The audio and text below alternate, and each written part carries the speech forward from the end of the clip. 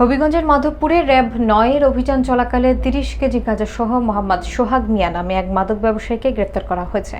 তার এক সহযোগী পালিয়ে যাওয়ার তথ্য পাওয়া গেছে। গ্রেপ্তারকৃত ব্যক্তি এবং জব্দকৃত মাদক মাধবপুর থানায় হস্তান্তর করা হয়।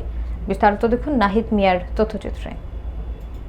হবিগঞ্জের মাধবপুরে র্যাব ৯ সিপিসি ৩ শায়েস্তাগঞ্জ ক্যাম্পের একটি দল গোপন সংবাদের ভিত্তিতে মাদক বিরোধী অভিযান পরিচালনা করেছে।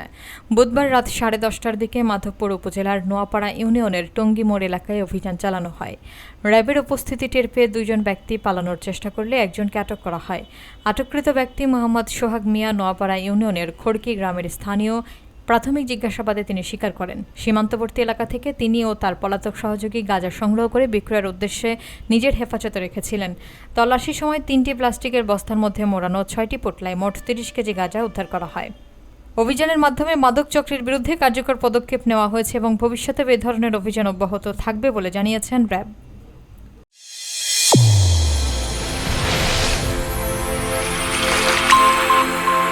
চ্যানেল A1 হৃদয়ের স্পন্দন।